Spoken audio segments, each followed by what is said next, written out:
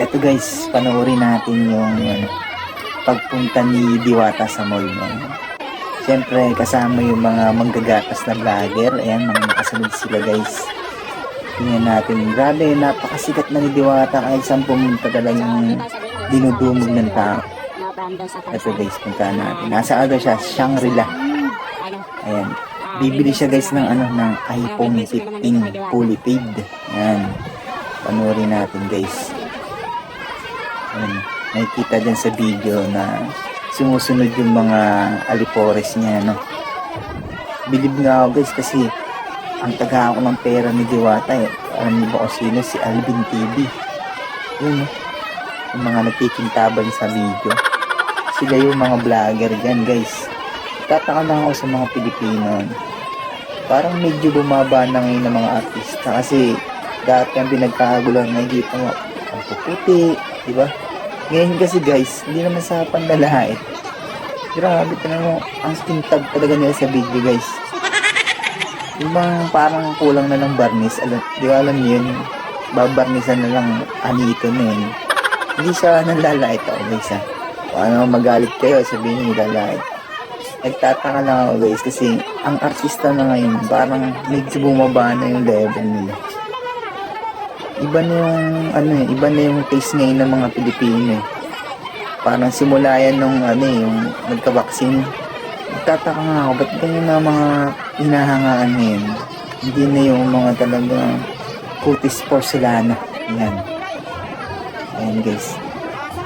Grabe no. Ang galing. Ang dami nagpa-picture sa kanya guys.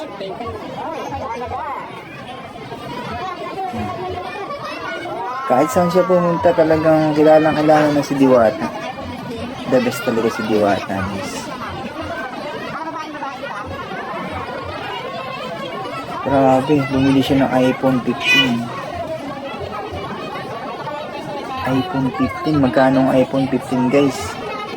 At nga pala guys, kausap niya si Boss Toyo kanina kasi nga ibebenta niya daw ng 1 milyon yung mga kaldero niyang butas. Ano kaya, biling kaya ni Boss Toyo yun? Parang kalokohan naman siguro. Grabe, ang lakas ang datingan ni Diwata, ano? Ang lakas ang datingan niya guys. Talagang, siya, feeling celebrity na siya guys. O, celebrity na talaga.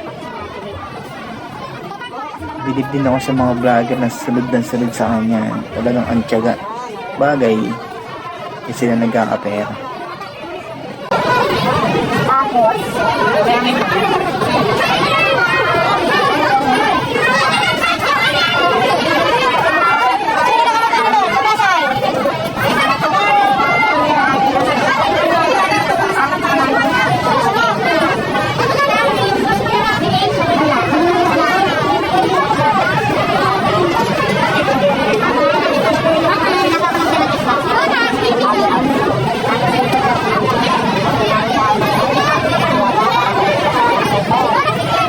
so, setting na yung iPhone.